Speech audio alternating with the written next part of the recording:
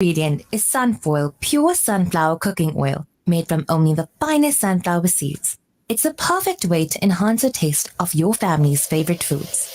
Sunfoil cooking oil is more than just oil. It's the key to bring your family together over a delicious meal and making every bite taste better. Remember, the key ingredient to a great family meal is sunfoil. Tradition just tastes better. People of Palestine need your support now. Africa Muslims Agency is on the ground, already providing food, education, and emergency supplies in Gaza. Donate any amount to Heal Palestine at africamuslimsagency.co.za.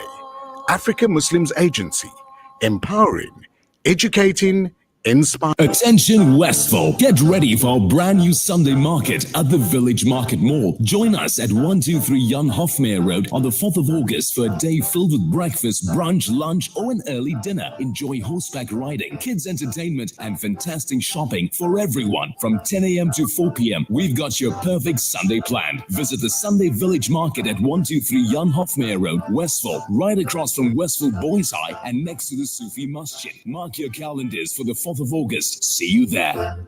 The Breakfast Rush, brought to you courtesy of the Willowton Group, at the forefront of innovation and one of the leading competitors in the South African FMCG market. The views and opinions expressed by the guest and presenters of Radio Al Ansar are not necessarily the views and opinions of Radio Al Ansar and the Al Ansar Foundation. It is your Breakfast Rush that you're locked into. My name's Nishal Sarwan. Good to have you along for the ride this morning. We're live on Facebook. We're live on YouTube as well. Cooperative Governance and Traditional Affairs Minister Velenkosini Hlabisa has revealed his department's desire to dissolve dysfunctional and underperforming municipalities and put them up for re-election. The newly appointed CoGTA minister said on the sidelines of the Cabinet Lekgotla in Pretoria on 13 July that his department's focus is on dysfunctional municipalities, citing issues such as corruption, political instability, infighting, and poor service delivery that have plagued these municipalities. Hlabisa, who also serves as the Inkatha Freedom Party's president, was appointed to the cabinet as part of the government of national unity. Joining us this morning is the Minister of Cooperative Governance and Traditional Affairs, the Honourable Velenkosini Hlabisa. Good morning to you, sir, and welcome to the Breakfast Rush. Good morning, Nechal, as well as the viewers of this program this morning. It's a pleasure to have you on the program with us. And before we begin, I want to say congratulations on your appointment. And we're looking forward to the massive difference that we hope you're going to make. Thank you very much, Nechal. Indeed, the 7th administration must be a turning point in the history of our country, in the functionality of our municipalities, and ensuring that service delivery is delivered at a maximum for the benefit of our people. Absolutely. I think many South Africans are still trying to adjust to, based on some policies, adjust to the government of national unity, that is, policies that seemingly might clash between the different political parties. How confident are you of this allegiance? The government of national unity will definitely work because the voters said, you find common ground and work together. We do not want anyone amongst you to have a majority, because the majority at some times is being abused by passing laws which are not in favor of people or doing things which people may not like. But in a coalition government, no single party will do its will. So I'm very confident the government of national unity will work because we share common views when it comes to unemployment, load shedding, reviving the economy, fighting crime, dealing with corruption. All the parties in the government of national unity, we expressed ourselves clearly that these will be top priorities to ensure that services are delivered to our people. Absolutely. Now, your position comes with an enormous task of disaster management, among other things. What challenges have you identified within this ministry?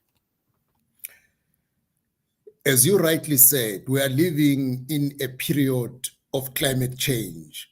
It is a disaster after disaster, and these disasters tax severely our economy, which is already struggling.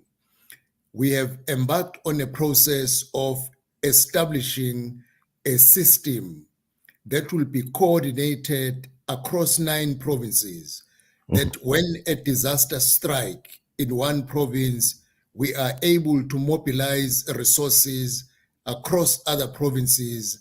I was in Western Cape at the beginning of this week. Yesterday, I was in KwaZulu-Natal. We are at an early stages to come into a memorandum of agreement so that these along the coast provinces, Eastern Cape, Western Cape, and KwaZulu-Natal can have an understanding that if there is a disaster, the 2 nearby provinces must bring in resources in terms of human personnel and equipment to rescue people who will be affected by disaster at that particular time. But the other problem is the poor service delivery, which is experienced by many people across South Africa, in most cases, who demonstrate against poor service delivery. We have agreed that our main focus is to listen to the cry of our people on municipalities that are dysfunctional while giving support to functional municipalities. But I must put it into context. The first step in the dysfunctional municipalities is not to dissolve.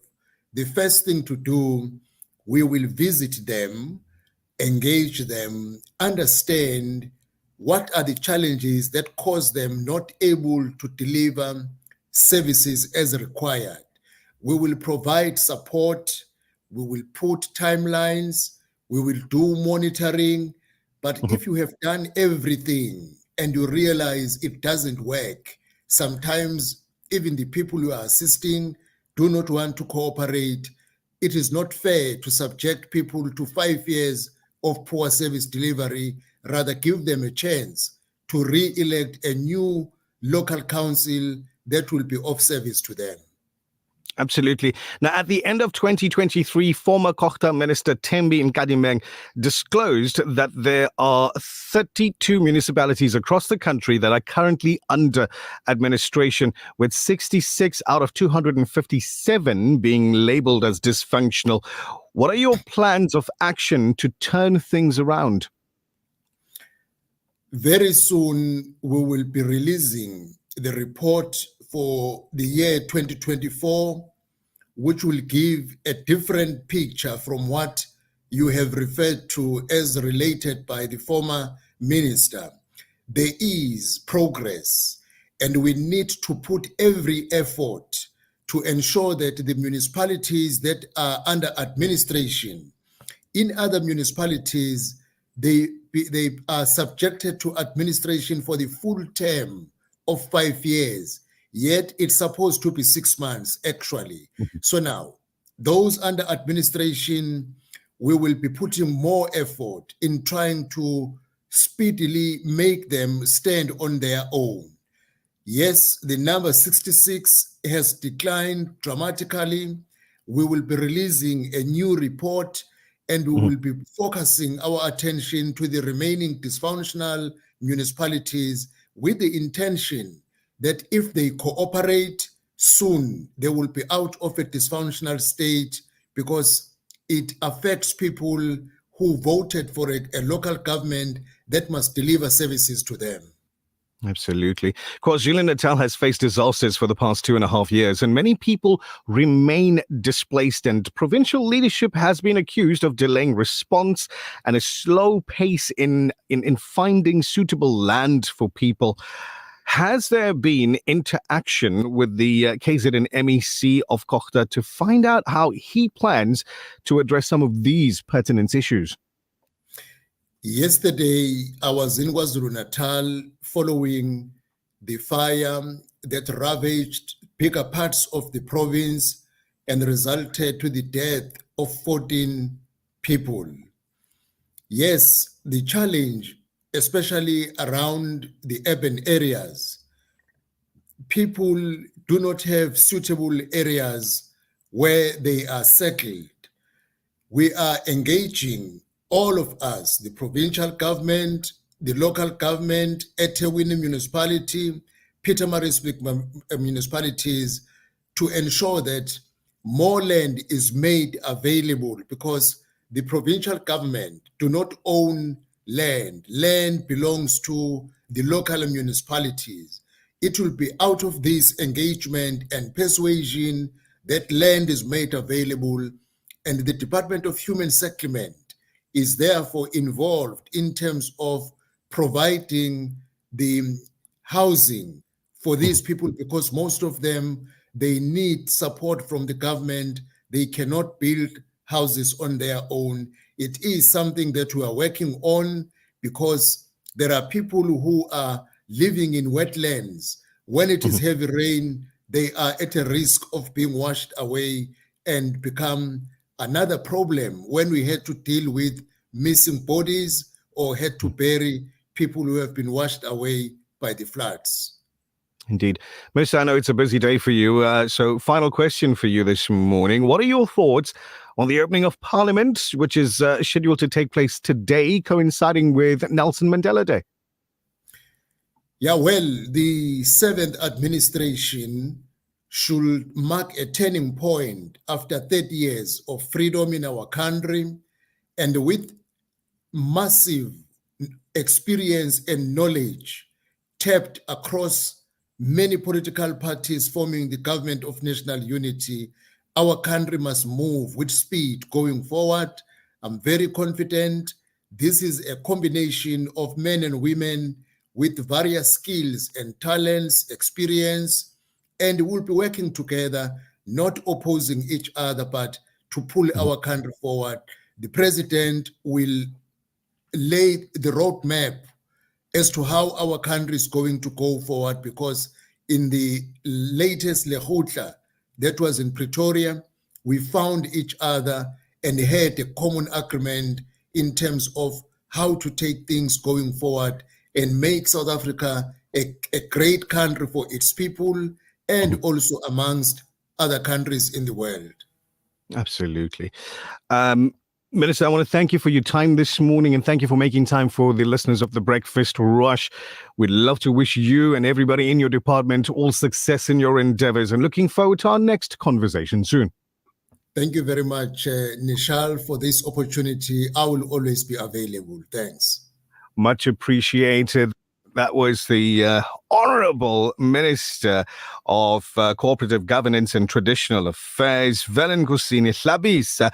As I mentioned earlier, no stranger to the program. We've spoken with him, just a couple of times in the past, making time for us here on the Breakfast Rush. And I do appreciate you on the other side of the screen and the speaker watching and listening into the conversation as well. As we end the stream now, reminding you that when we come back, our set of Vodacom stores inviting you to come in and play Hangman and hopefully put your name on a list of people that might win a laptop. The Breakfast Rush.